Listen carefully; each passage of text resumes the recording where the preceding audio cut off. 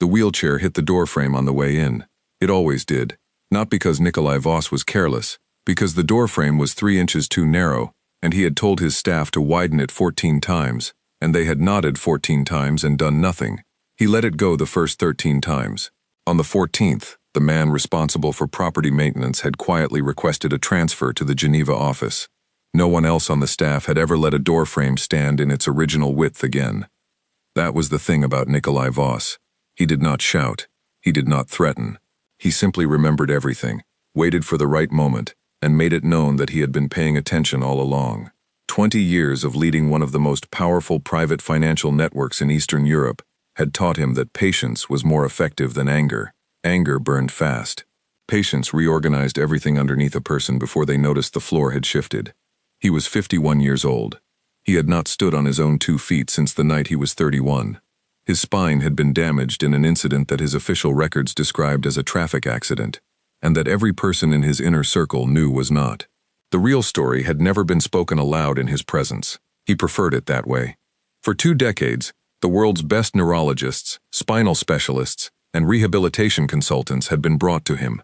Some came from London, some from Zurich. One flew in from a research institute in Seoul that did not advertise its existence publicly. Every one of them reviewed his scans, ran their tests, consulted with each other in low voices in the hallway outside his study, and then came back with the same conclusion delivered in different languages. The damage was irreversible. The paralysis was permanent. He should focus on quality of life. He had stopped letting them finish that sentence 3 years into the diagnosis. He did not want their version of quality of life. He had built his own. His estate sat on 40 acres outside the city, surrounded by birch trees that turned white gold every October and stood bare and silver through winter. The house itself was not showy. It was old stone, deep-roofed, and cold in the corridors unless you knew which rooms had working radiators. Nikolai knew. He ran his entire operation from a converted ground-floor library with 3 monitors, 2 phones, and a window that faced east, so that the first light came in clean every morning before the calls began. His daughter, Mila, was 11. She had her mother's eyes and his stubbornness, and a laugh that arrived without warning and filled whatever room she was in. Her mother had been gone for 4 years, not dead but departed, relocated to a life that did not include the weight of Nikolai's world. Mila had stayed. She had not been asked to choose. She had simply climbed into the back seat of his car one morning and refused to get out, and no one, including Nikolai, had found a way to argue with that. He loved her in the way that people love things they do not entirely understand, with a kind of wondering helplessness that he would never have admitted to anyone, and that Mila seemed to understand perfectly without being told.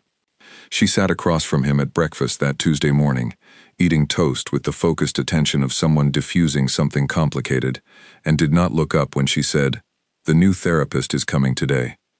"I know," he said. "Are you going to fire her before lunch or after?"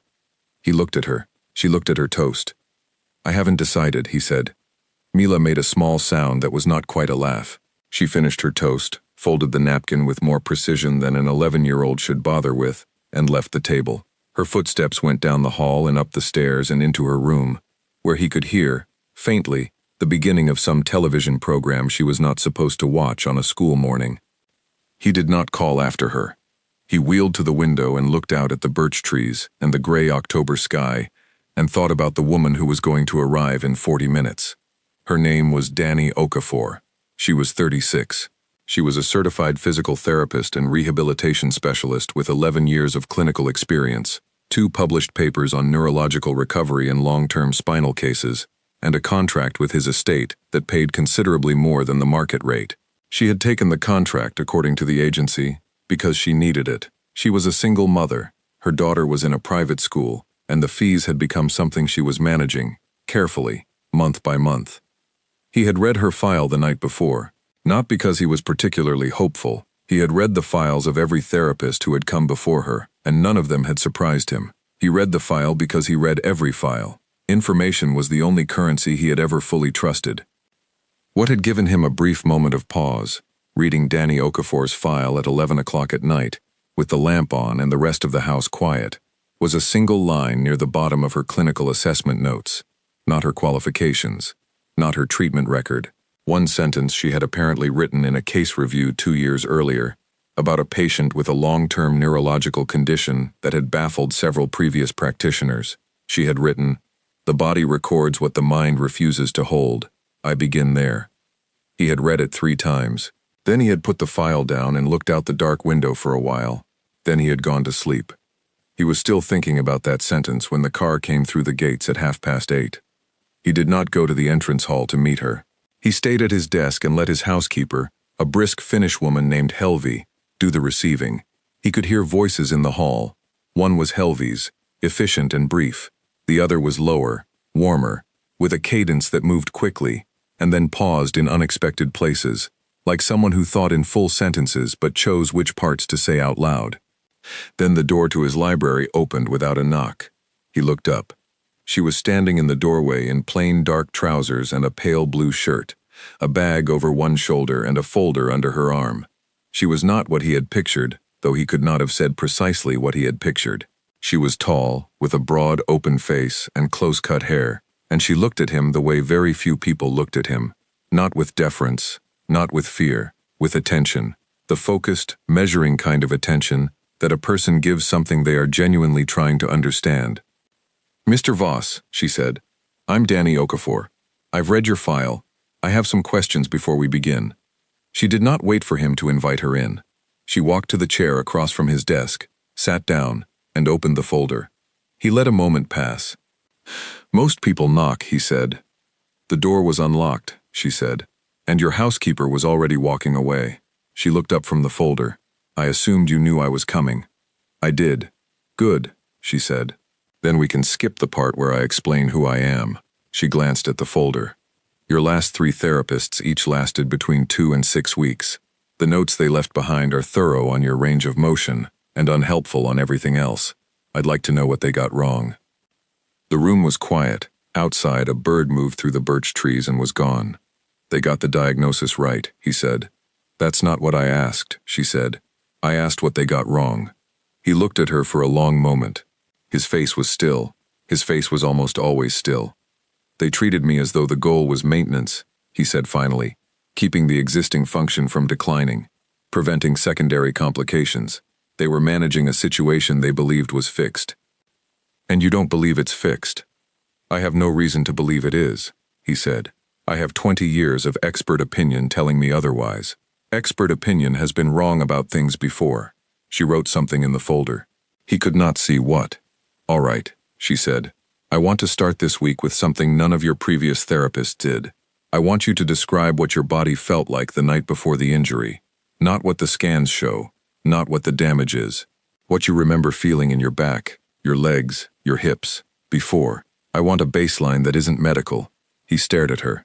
No one had ever asked him that. In 20 years, in dozens of consultations and assessments and treatment plans, not one person had asked him to remember what it felt like to be whole. Something moved through him that he did not name. He pressed it down and kept his face still and said, "That is an unusual starting point." "Most useful things are," she said.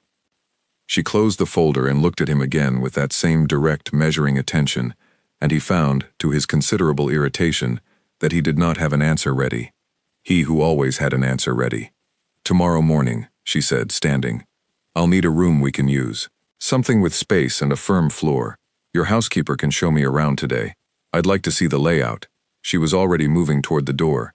"I haven't agreed to anything," he said. She paused at the threshold and looked back at him over one shoulder. "You've agreed to the contract," she said. "That's enough for today." She left. Her footsteps moved down the hall, easy and unhurried. Mila appeared in the doorway 30 seconds later, in her school clothes, bag on, clearly listening from the stairs. "I like her," Mila said. Nikolai looked at the empty doorway where Danny Okafor had just been. "Go to school," he said. Mila went. He could hear, faintly, her talking to someone in the hall before the front door closed. Then the house was quiet again.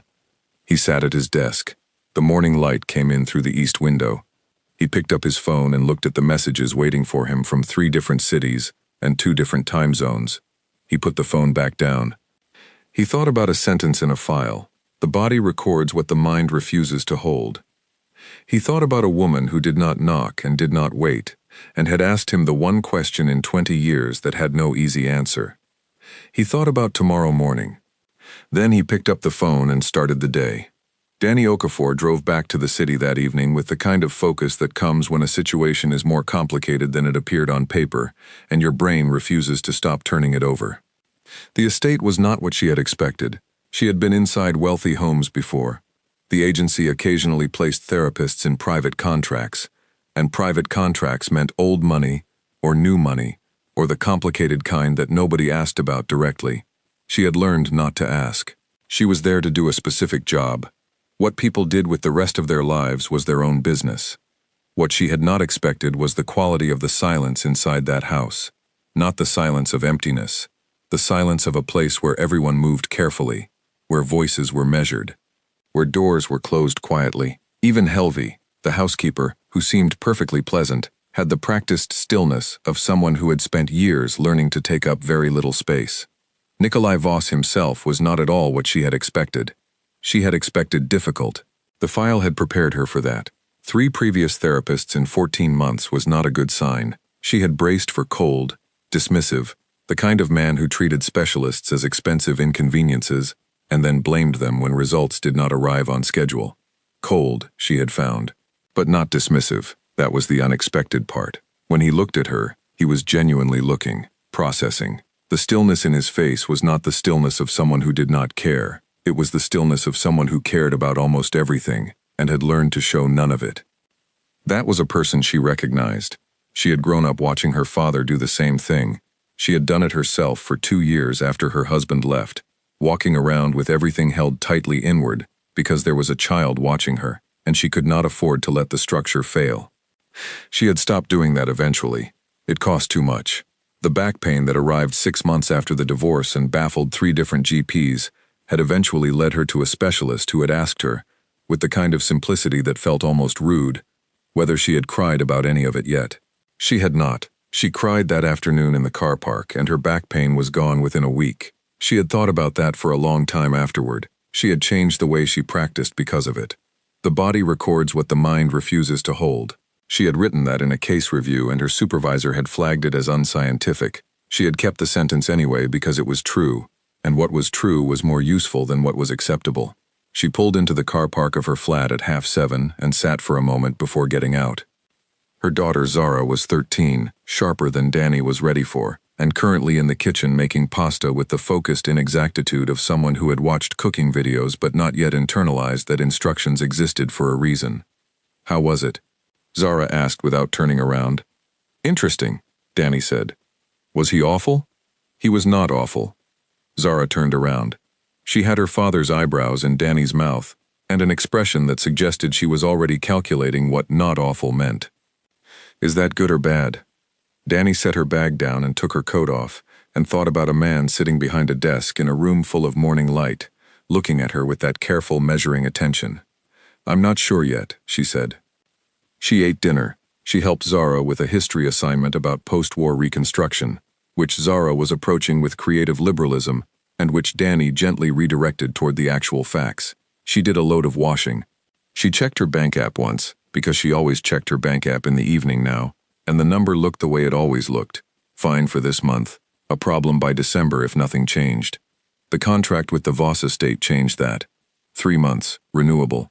The rate was high enough that she had sat with the agency's email open for 10 minutes before replying, checking for a misprint that was not there. She needed it. She had taken it. She was a professional. She would do the job. She fell asleep thinking about the question she had asked him. What did your body feel like before? And about the way he had gone completely still when she asked it. Not the stillness of someone who did not have an answer. The stillness of someone who had been carrying the answer for a very long time and had never been given a reason to put it down. She was there at 8:30 the next morning. He was already in the library, already on the phone. He ended the call when she appeared in the doorway, which she noticed because it was not a small thing, ending a call mid-conversation for a person you had technically not yet agreed to work with. The room Helvey had shown her the previous afternoon was a large south-facing room at the back of the house that had once been some kind of informal dining space. It had a hardwood floor, real windows, and enough space for what she needed. Someone had moved the table and chairs since yesterday. She had not asked for that. Someone had arranged a firm mat in the center of the floor, 2 chairs to the side, and a small cabinet with water and basic supplies. She looked at it for a moment. Then she looked at Nikolai, who had arrived in the doorway behind her. "You arranged this," she said. "Helvy arranged it. You told her to." He said nothing, which was its own kind of confirmation. She turned back to the room and began setting up properly. "Sit near the mat," she said. "I'm going to ask you to do some things that will feel too simple to be useful. Do them anyway." "I have been through this before," he said. "Not with me," she said. "With me, we start from the beginning. What I need right now is not your history with other practitioners. I need you to forget that. Can you do that?" A pause. "Possibly," he said. "Good enough," she said. She began with something no previous therapist had done. She did not touch his legs. She did not assess his range of motion or run any standard neurological checks. She sat across from him and she asked him to close his eyes and describe the feeling of standing, not walking, not running, just standing, the feeling of weight distributed through both feet, the feeling of the floor. He was quiet for a long time. "I remember the cold floor in the kitchen of the house I grew up in," he said finally. "Stone. The cold came up through the soles in the morning. My brother and I used to race across it to the rug." He stopped. "Go on," she said. "He always won," he said. "He was faster. Even 2 years younger, he was faster." The room was very quiet. "What was his name?" she asked. Another pause. Longer. "Pavel," he said. She wrote it down. She wrote it in the margin of her notes, not in the main section, because she understood instinctively that the name was not part of the clinical record. It was something else. "Thank you," she said. "Open your eyes." He did. His face was still. His hands, she noticed, were very still on the armrests of the wheelchair, the kind of still that comes from deliberate effort. "That is where we will begin," she said. "Not with the scans, with what you remember." He looked at her for a moment. "Most practitioners begin with what they can measure," he said. "I know what they can measure," she said. "I want to know what they missed." She stood and moved to the mat and began the first real session. Outside, a wind came through the birch trees and moved the light in the room in slow, pale waves. Neither of them mentioned it. Both of them noticed it. 3 weeks passed, then 4. She did not get fired. Mila started coming to the door of the session room sometimes, just standing there quietly for a moment, before drifting away. Nikolai noticed. He said nothing. Neither did Danny. On the 28th day, during a session that had run 40 minutes longer than scheduled, Nikolai went quiet in the middle of a breathing exercise and then said, without preamble and without looking at her, "I felt something, in my left foot, this morning, before you arrived." Danny put her pen down. She did not exclaim, she did not reach for his hands or tell him it was wonderful, because she understood, without being taught, that this was not a man who wanted wonder performed at him. She sat with it for a moment. Let the air hold it. "Which part of the foot?" she said. "The heel," he said, "when it touched the floor of the bathroom. A pressure, faint." "How long did it last?" 4 seconds, perhaps 5. She wrote it down, every word. She wrote the time, the location, the duration, the quality of the sensation as he described it. Then she looked up. "That is the first real data we have," she said. He looked at her. Something in his expression was different. Not hopeful exactly. More precise than hope. More dangerous. "You expected this," he said. "I thought it was possible," she said. "I didn't know if your body would cooperate." "And now?" She capped her pen and looked at him steadily. "Now," she said, "we have something to work with." Down the hall she could hear Mila laughing at something on her tablet. The sound moved through the quiet house like something that belonged there and had only just realized it. Nikolai heard it too. She watched his face do something she had not seen it do before. Something brief and unguarded, gone in a second. She looked back at her notes and said nothing about it. Some things did not need to be named to be understood. The 5th week arrived with a cold front that pressed down on the birch trees and turned the ground hard. Danny came every morning at 7:30, sometimes staying past noon. The sessions had changed. They had moved from careful and exploratory to something that had its own rhythm now, its own language of effort and rest, and the particular silence that builds between two people working seriously toward a shared purpose. Nikolai was not an easy patient. He was precise about discomfort in a way that made her job both easier and harder. He would not perform progress he had not felt, and he would not minimize difficulty to seem stronger than he was. When something was painful, he said so in plain language and stopped, and waited for instruction. When something worked, he reported it with the same plain language, and she could see in the set of his shoulders that he was filing each small gain away, building something internally out of the accumulating data. The sensation in his left foot had returned twice more since that first morning. Once during a session, a brief but unmistakable pressure response when she placed a firm hand against the sole. The second time at night, he had sent her a message at 6 in the morning that said only, "Left foot again." 3 seconds, the right side of the heel this time. She had read it before her coffee was made, and had stood in her kitchen in her socks looking at the message and feeling the particular satisfaction of watching a locked door recognize that it might not need to stay locked forever. She had replied, "Noted, see you at 8:30, because that was the right response. Not effusive, not clinical, just present. What was happening between them was harder to categorize. She would not have called it friendship. Friendship implied ease, and there was nothing easy about Nikolai Voss. He was not built for small talk. He did not ask about her life, unless something she said opened a door he found genuinely interesting, and when he did ask, he asked with a directness that took some getting used to. Not rude, direct. There was a difference. He had asked her once, in the 4th week, while she was working on a specific exercise sequence, how she had come to the idea that emotional history and physical symptoms could be connected. She had told him, briefly, about the divorce, and the back pain, and the GP who had made her cry in a car park. She had told it matter-of-factly, the way she told clinical history. When she finished, he was quiet for a moment. "And the back pain is gone," he said. "Completely," she said. "Since that afternoon." "Yes." He said nothing else, but she had the sense, watching him, that he was doing something private with that information, placing it somewhere carefully. It was in the 5th week, on a Thursday, that Zara arrived at the estate for the first time. There was a transit strike. Danny had forgotten it was starting, and had only remembered at 2:30 when her phone lit up with a message from Zara's school saying that afternoon transport was suspended. Zara was stranded at school. Danny was mid-session. She looked at her phone, then at Nikolai and said, "I need to make a call. I'm sorry. My daughter is stuck at school." She stepped into the hall. She called the school. She called her neighbor, who was not home. She called her sister, who lived 40 minutes in the wrong direction.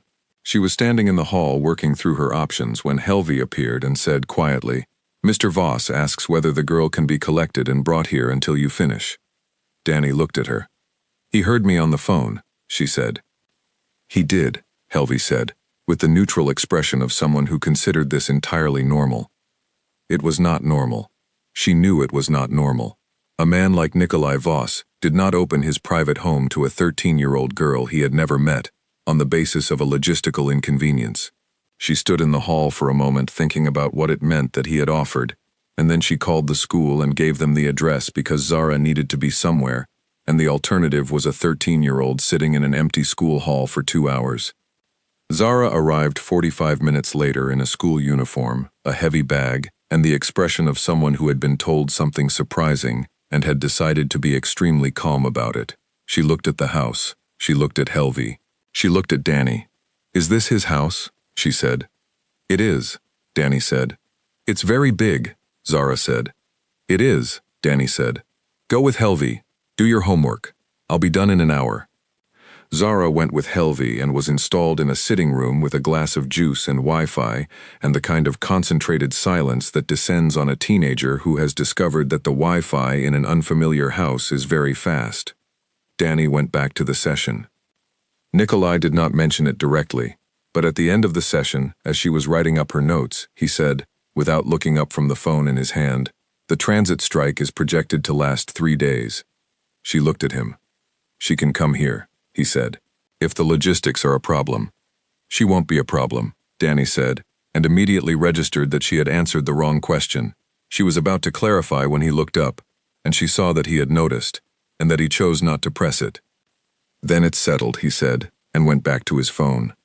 It was not settled precisely, but it was left open in a way that became, over the next 3 days, a quiet new arrangement. Zara came each afternoon. She did her homework in the sitting room. She ate whatever Helvy produced with the appetite of a teenager who found all food acceptable. She explored the house with the careful curiosity of a person who understood she was a guest and was trying to find the exact right level of presence. On the second afternoon, she met Mila. It happened without ceremony. Mila came downstairs for a glass of water and found a girl she did not know sitting at the kitchen table with a geography textbook and headphones around her neck. They looked at each other. Mila looked at the textbook. "That map is wrong," Mila said. "The border there changed 6 years ago." Zara looked at the map. She looked at Mila. "I know," she said. "My teacher doesn't." Mila pulled out a chair and sat down. By the time Danny came looking for Zara an hour later, the two of them were in Mila's room with a laptop, deep in a disagreement about something that appeared to involve historical cartography, and had produced 2 hand-drawn maps on notebook paper, and the kind of focused energy that exists only when 2 sharp, slightly eccentric people discover that the other person can keep up. Danny stood in the doorway and looked at them for a moment. Then she looked down the hall and found Nikolai at the end of it, in the shadow past the lamp, watching too. Their eyes met briefly. Neither of them said anything. She walked back down the hall and he turned his chair and went into the library, and the house kept the moment between them like a secret neither of them had intended to share. That night, driving home with Zara in the passenger seat explaining to her the specific ways in which the textbook had gotten it wrong, Danny thought about the 6th week, which had not yet started, and about all the things that were changing in ways she had not planned for and could not yet fully see. The transit strike ended on Saturday. On Monday morning, Danny arrived at the estate, and the session went as it always did. She did not mention the girls. He did not mention the girls. They worked. He reported sensation in his left leg now, not just the foot, a faint warmth along the outside of the calf that came and went. She calibrated, adjusted, noted. She asked him about his sleep. She asked him about his stress levels, because she had noticed that the mornings after he had clearly been on calls until late produced tighter muscles and slower response times. He answered honestly, which still surprised her slightly, his willingness to answer honestly. "There is pressure from some business associates," he said, on a Wednesday in the 6th week, looking out the window in the way he did when he was deciding how much to say. "The kind that follows you home," she said. "The kind that does not leave," he said. She nodded and kept working. She did not ask him to be more specific. He seemed to take some note of that, of the fact that she did not push where she was not invited. What she did not know was that 3 days later, a car would sit outside the school where Zara studied and stay there through the morning break, and that a man she did not know was photographing the front entrance. She did not know because it had not happened yet. What she knew was that every morning she drove through the gates of an estate that had become, in 6 weeks, a place where 2 girls were making maps on notebook paper, and a man who had not felt his own feet in 20 years was feeling them again. She knew that was real. That, at least, she could be certain of. The photograph arrived on Nikolai's phone at 6:52 on a Friday morning. It was a clear image, taken at close range, of the front entrance of a school. In the foreground, partly visible, was the back of a girl in a uniform. The message that came with it was 3 words. He read it once. He did not read it again. He forwarded it to a man named Curtis Webb, who handled situations that required handling, and he typed a reply to the original sender that was courteous and brief, and communicated, to anyone who understood how Nikolai Voss communicated, that a line had been crossed, and the consequences of that were now in motion. Then he put the phone down and looked at the window and thought about the fact that Danny Okafor was going to walk through his front door in 90 minutes, and he was going to have to decide what to tell her. He had not told her who he was. Not precisely. He had not lied about it either. The estate, the staff, the level of security, the nature of the calls he took in other rooms and never discussed, the men who occasionally appeared at the property for brief, wordless meetings and departed without explanation. None of this was hidden from her. It simply was not explained. People who moved in certain professional worlds did not require explanation. The shape of a thing was enough. Danny Okafor was not naive. He had understood that from the first morning in the library. She was a woman who processed information quickly and quietly, and filed things away without commenting on them, which was a habit he recognized and respected, because it was his own. But recognizing that something was complicated and having its full weight laid in front of you were different things. She arrived at 7:30. He was in the session room already, which had become his custom. He had stopped making her come to the library first. The library was his domain, the session room was theirs, which was a distinction he had not made consciously, but had arrived at somewhere in the third week and not revisited. She set down her bag and looked at him. Therapists were trained to read bodies. He knew this. He kept his face still and his posture neutral, and looked back at her with what he hoped was a normal morning expression. "You look like you didn't sleep," she said. "So much for neutral." "I slept," he said. "For how long?" "Enough," he said. She sat down across from him and did not open her folder. She looked at him with the direct, assessing attention that he had learned, over the past weeks, was not aggressive. It was simply the way she looked when she wanted to understand something. "Is this about the business pressure you mentioned?" she said. He considered the question carefully. "Partially," he said. She waited. He had run organizations that moved money across 12 countries. He had managed people who were dangerous, and situations that were delicate, and information that, in the wrong hands, would have caused significant damage to a significant number of people. He had done all of this from a wheelchair, without standing, without the basic physical authority that most men in his position used as a supporting argument. He had never once felt at a disadvantage because of it. He felt something adjacent to at a disadvantage now, sitting across from a woman who was waiting for him to tell her the truth about a photograph of her daughter standing outside a school. "Someone associated with a competing interest has identified you as a person who spends time at my property," he said. "They took a photograph near your daughter's school. I have handled the situation. It will not be repeated." The room went very still. Danny did not move. She was looking at him, and her expression was entirely unreadable, which was the first time he had seen it that way. She was usually transparent in a way that she probably did not fully realize. "Near Zara's school," she said. "Yes. And you have handled it?" "Yes." "What does handled mean?" she said. It was not a hostile question. It was a precise one. She wanted to know exactly what she was dealing with. "It means the person responsible has been made aware that this approach was a mistake," he said, "and that any repetition would be significantly more costly for them." The message was received. A pause. Long.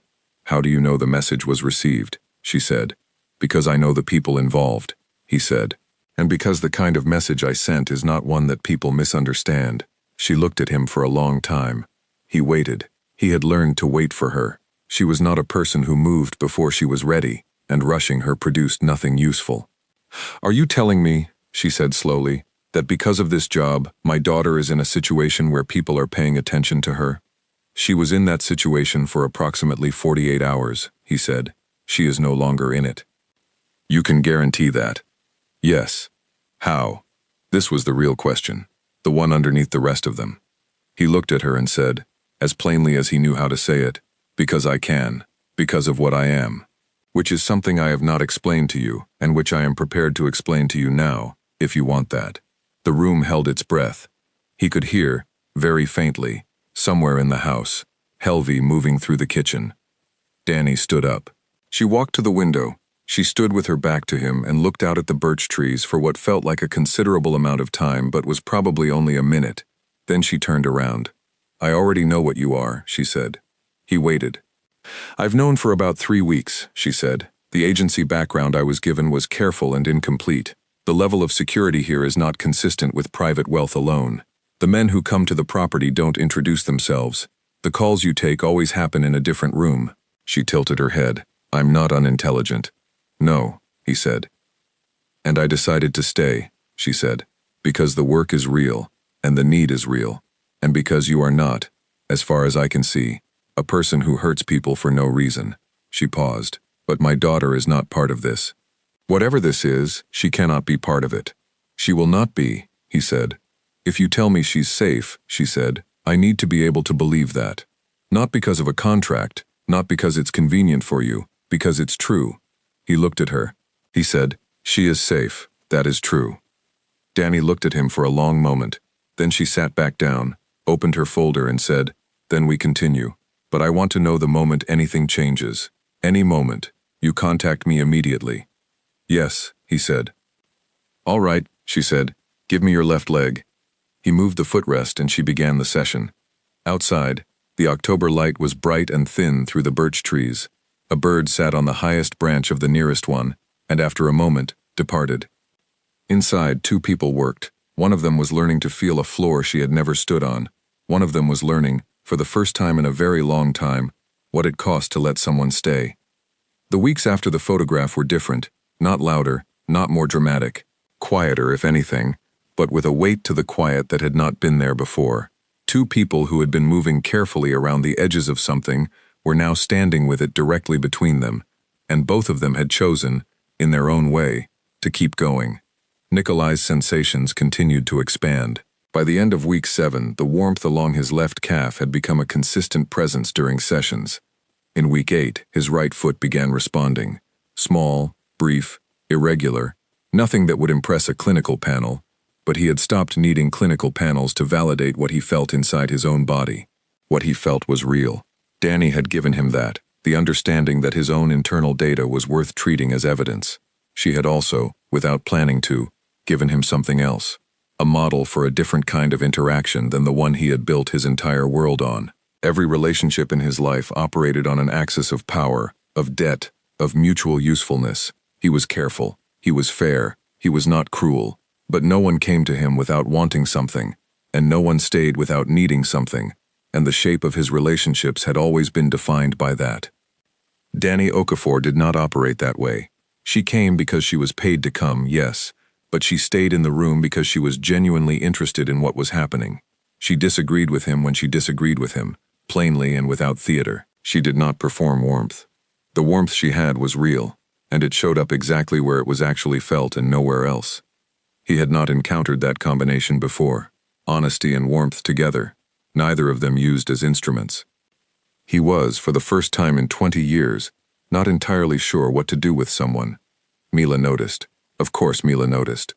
She was 11 and she noticed everything, and had the very unhelpful habit of saying what she noticed out loud. She said it on a Tuesday evening when he was reviewing papers in the library, and she came in to sit on the window seat with her book, which was her way of being in his company, without demanding anything of him, a habit she had developed when she was about 7, and which he valued enormously.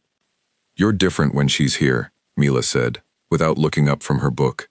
"Different how?" he said. "Less careful," she said. He looked at her. "I am always careful," he said. "I know," she said.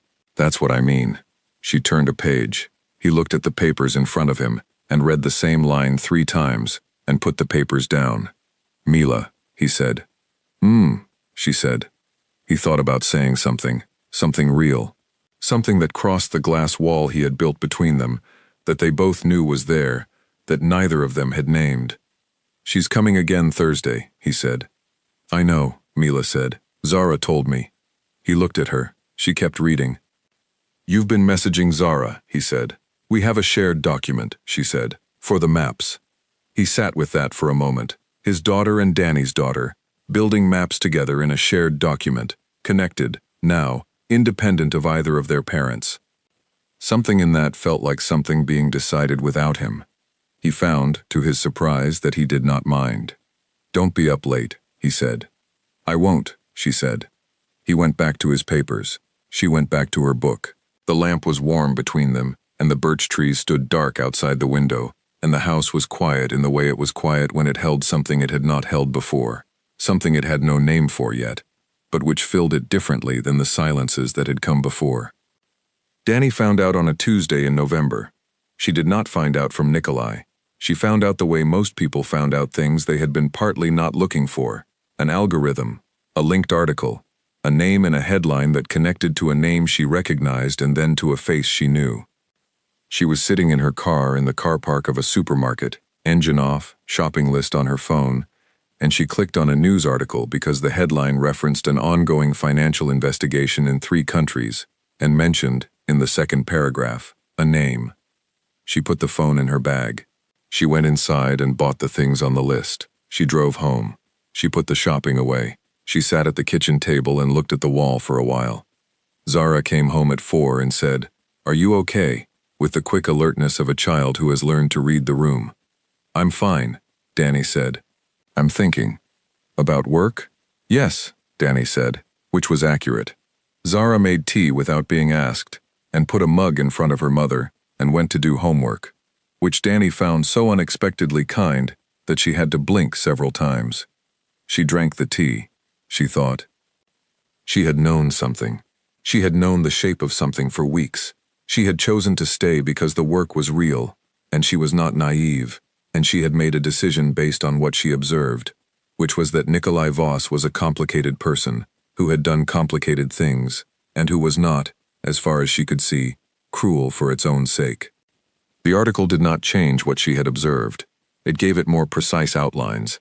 It told her things she had suspected, and things she had not specifically considered, and one thing that sat in her chest for the rest of the evening and did not shift, which was the scale of it. The actual scale, not vague and complicated, specific and large. She did not sleep well.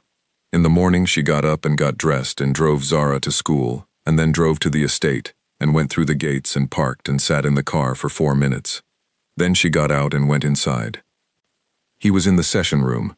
He looked at her when she came in, and she saw, immediately, that he knew, that he had known she would find it eventually, and had been, in his careful way, waiting for this morning.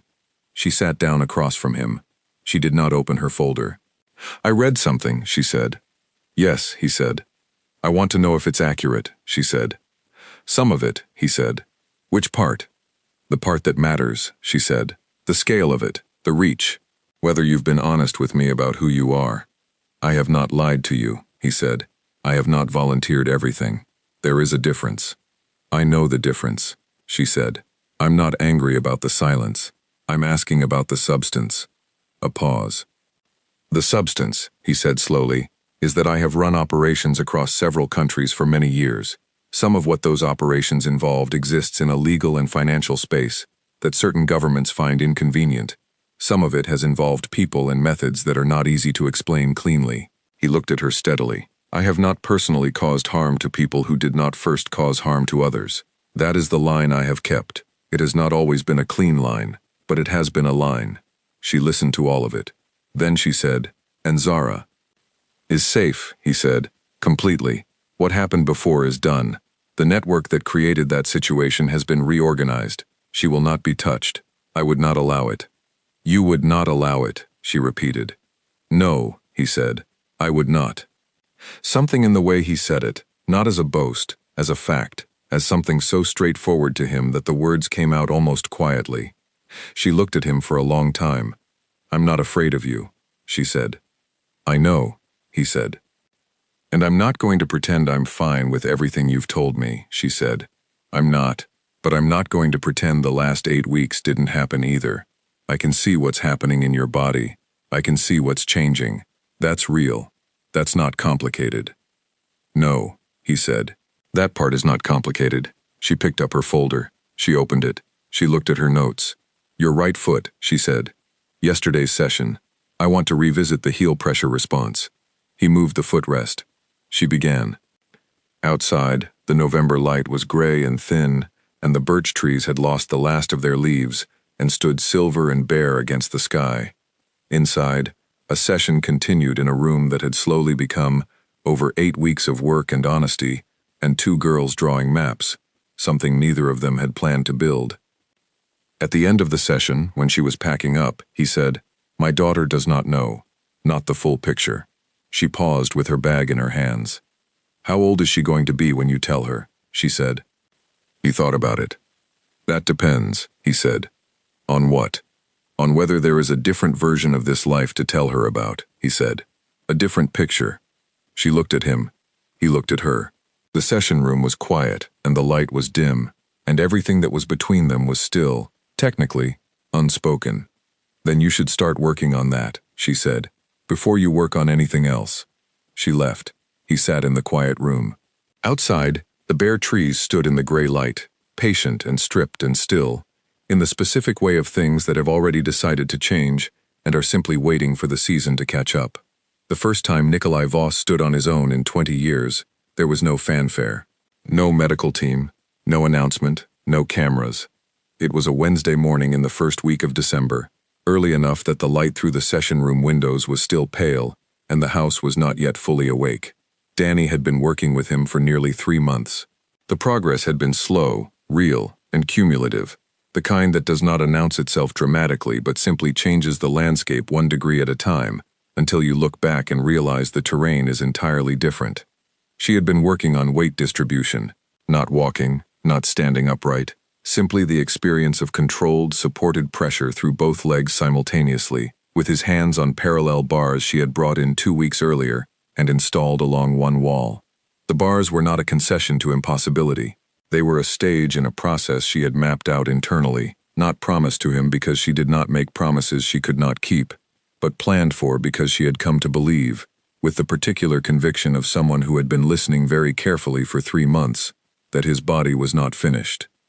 On this particular Wednesday morning, she was running through a standard supported weight transfer exercise, both his hands on the bars, both her hands light on his hips to monitor muscle engagement. He was progressing through the movement steadily, the way he progressed through everything, with concentrated, unhurried effort. And then, for a reason she would think about afterward and not be able to fully explain, she moved her hands away. Not far. She kept them close, but she removed the contact. And he stood, for 11 seconds, unaided, both feet bearing weight, upright. She counted them. She would always remember counting them. He did not know she had moved her hands at first. He was focused inward, on the sensation, on the balance, on the unfamiliar and enormous fact of vertical. And when he realized, when his eyes came up and found her standing slightly back and not touching him, something moved across his face that she had never seen before and would not easily find words for. She said, very quietly, 11 seconds. He said nothing. She said, that's where we start. He lowered himself carefully back into the chair. His breathing was controlled. His hands on the bars were not entirely steady. She turned away and looked at her notebook and let him have the moment without an audience. Behind her, she heard him exhale once, slowly, and then the silence of a man putting himself back together around something too large to immediately absorb. She wrote 11 seconds in the margin of her notes with the date beside it. She drew a small circle around it. Not for him, for herself. He did not tell Mila that day. He told her on a Friday evening, 3 days later, in the library, with the lamp on and Mila on the window seat. He told her simply, in the same way he told her most important things, without preparation and without drama, just the plain fact of it. Mila looked at him for a long moment, then she got off the window seat and crossed the room and put her arms around him. Something she had not done in a very long time, not because she did not want to, but because she had learned, as children of careful people learn, to read the available space and stay within it. He held her with both arms. He had always been able to do that. The paralysis had taken his legs.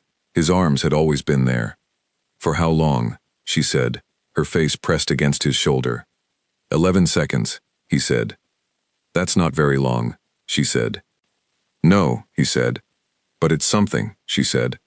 Yes, he said, it is. She stayed there for a moment longer. Then she pulled back and looked at him. Does Danny know? She said. She was there, he said. Mila nodded, with the expression of someone who had suspected as much, and found it confirmed. And Zara? She said. That is not my news to share, he said. Mila considered this. I won't tell her, she said, but she'll figure it out. She figures everything out. He had nothing to add to that. It was almost certainly true.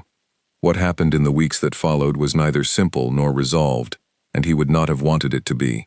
Simple and resolved were the conditions of finished things. What was happening was not finished. It was, in every meaningful sense, just beginning. He began, quietly, the process of stepping back from the furthest edges of his operation, not with speeches or declarations, with careful, sequential moves that distributed power sideways and outward, the way a tide moves when the conditions change. He had built the structure. He knew precisely where each weight bore and what would hold if he shifted it. He moved with the same patience he had applied to everything else in his life, and he told no one what he was doing because no one needed to know and because explaining himself had never been his instinct. He told Danny. Not because he needed to, because he wanted to, because she was the only person in his life who he was fairly certain would not try to manage the information, would not become afraid, or deferential, or strategic. She would simply hear it and place it where it belonged in her understanding of him. He told her on a Thursday, at the end of a session, when she was writing her notes and the room was quiet. He said, "I am making changes to the way my operations are structured, reducing my direct involvement in certain areas. It will take time." She kept writing for a moment, then she put down her pen. "What kind of time?" she said. "Months," he said, "possibly longer." "And at the end of it," she said. "A different picture," he said, "or the beginning of one." She looked at him. He looked at her. Everything that had been building between them across 3 months of work and honesty, and 2 girls making maps sat in the room with them, not demanding to be spoken, simply present. "Mila should know the plan," she said. "Not the details, the direction." "Yes," he said, "I know." "You keep saying you know," she said. "I do know," he said. "Knowing is not the same as being ready." "No," she said, "it isn't." A pause. "But you stood for 11 seconds 3 weeks ago, and you told me you weren't ready for that either." He was quiet for a moment. "Fair," he said. She picked up her pen and went back to her notes.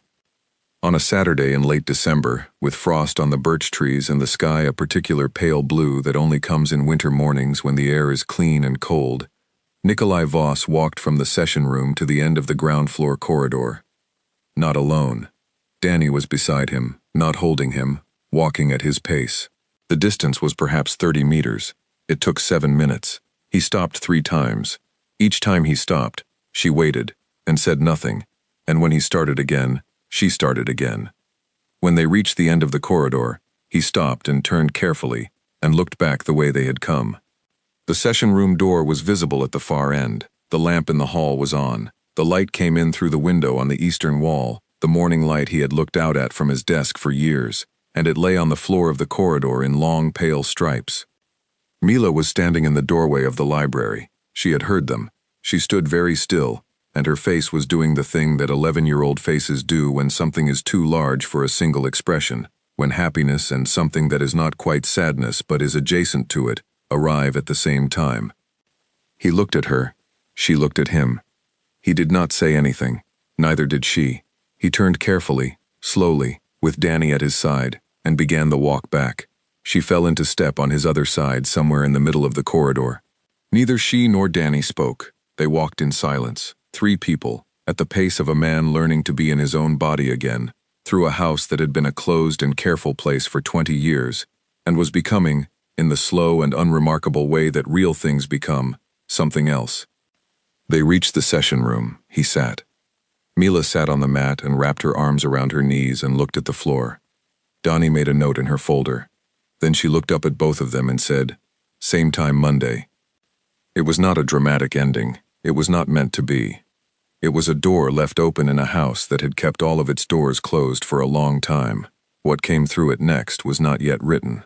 What was certain was that the door was open and the light was coming in, and in the corridor behind them, a man's footsteps were still visible in the frost-thin dust on the hardwood floor. 30 meters, 7 minutes, 3 stops. The beginning of a different picture,